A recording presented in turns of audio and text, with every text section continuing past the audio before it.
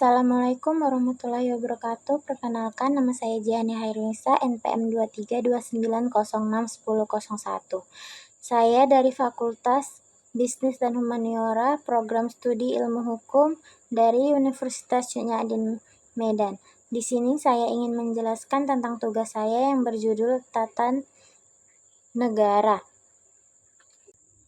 Tata negara adalah cabang yurisprudensi yang mengatur struktur, fungsi, dan hubungan lembaga-lembaga dalam suatu negara, serta hak dan tanggung jawab warga negara kewarganegaraan dalam konteks Indonesia mencakup kajian tentang konstitusi, pemisahan kekuasaan dan bentuk pemerintahan, berdasarkan prinsip demokrasi dan kedaulatan masyarakat.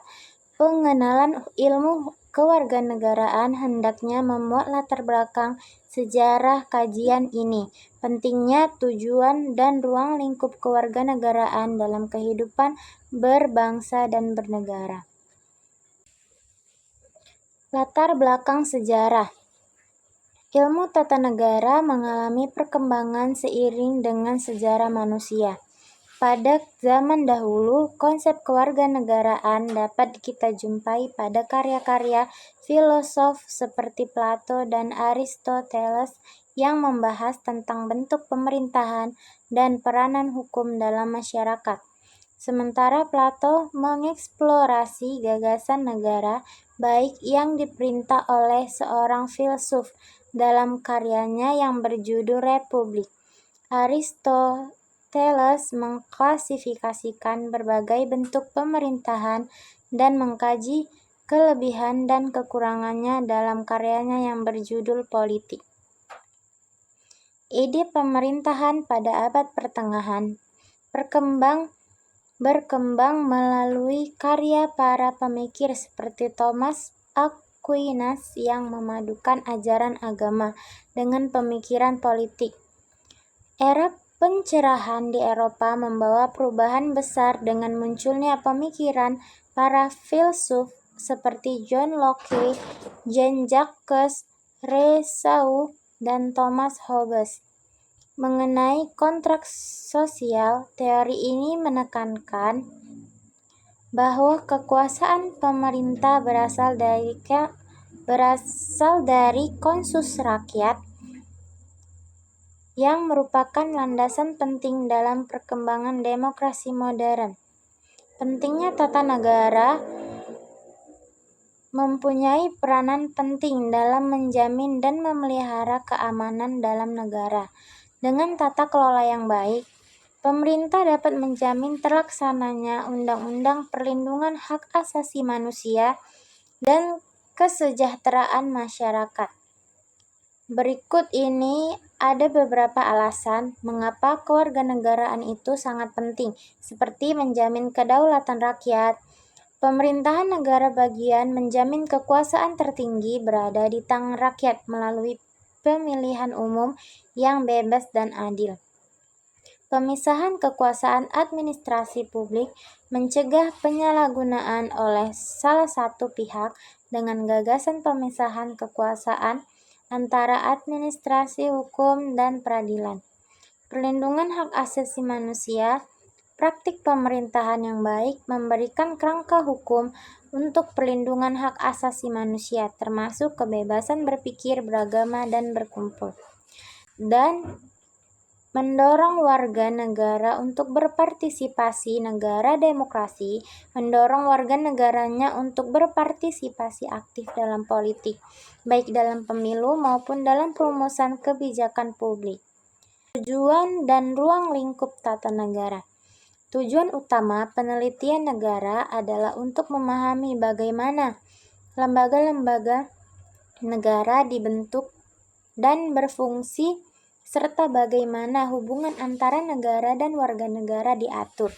Kerangka kajian konstitusi mencakup unsur-unsur utamanya yaitu seperti instansi pemerintah, kajian yang mencakup analisis berbagai lembaga pemerintah seperti tata negara, hukum, dan peradilan, termasuk tugas, fungsi, dan manajemen masing-masing lembaga. Misalnya saja di Indonesia, Presiden adalah kepala pemerintahan, DPR adalah lembaga legislatif, dan Mahkamah Agung serta Mahkamah Konstitusi adalah lembaga peradilan.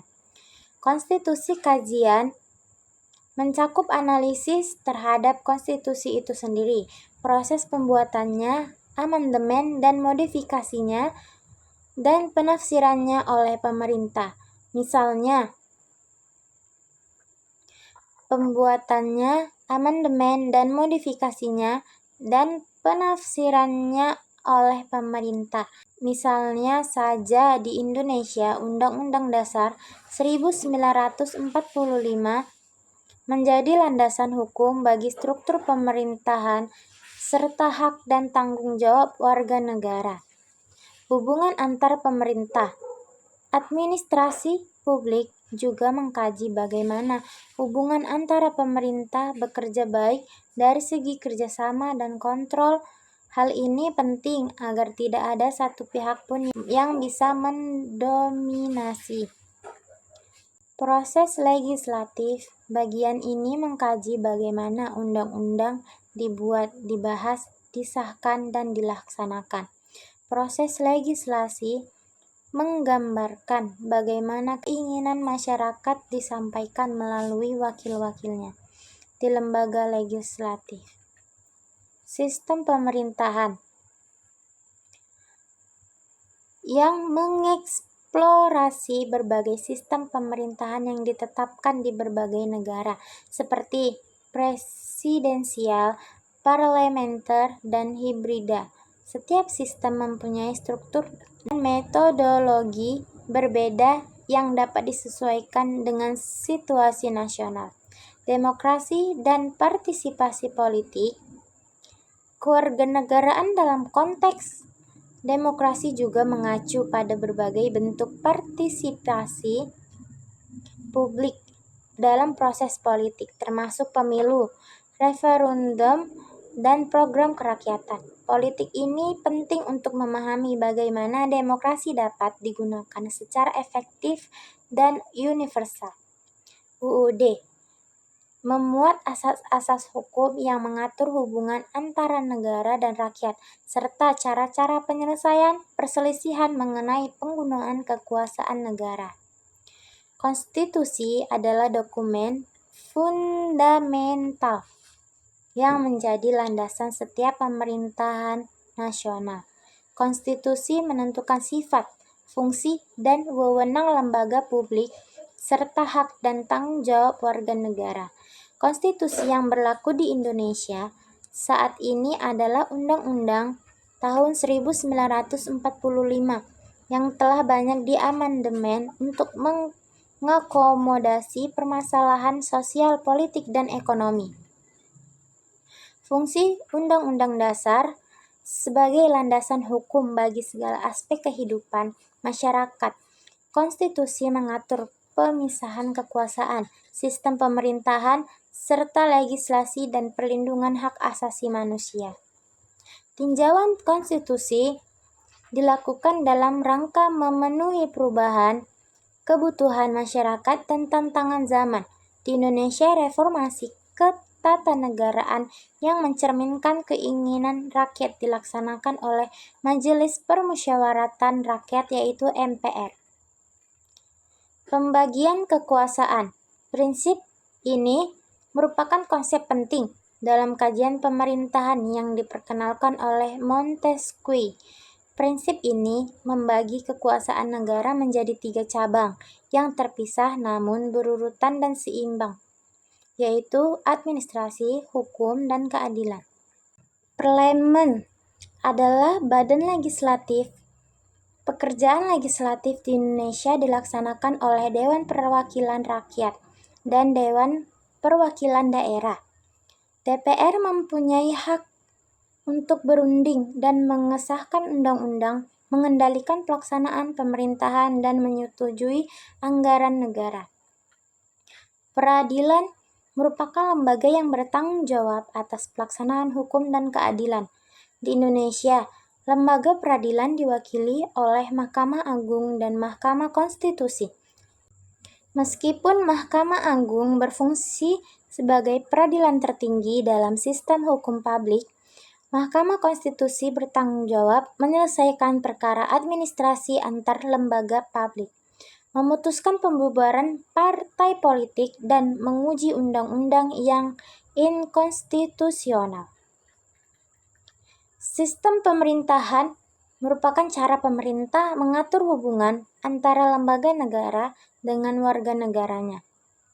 Ada banyak sistem pemerintahan yang sering diterapkan di berbagai negara, termasuk presidensial parlementer. Peranan politik merupakan kunci demokrasi.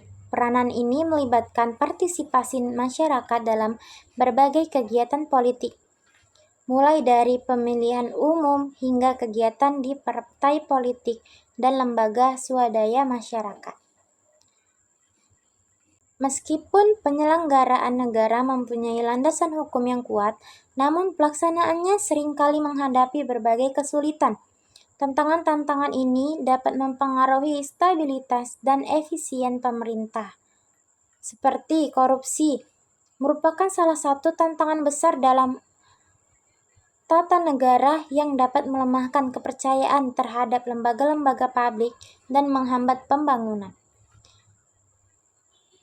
Ketimpangan kekuasaan seringkali terjadi. Ketidakseimbangan kekuasaan antara berbagai cabang pemerintah yang dapat melemahkan prinsip checks and balance.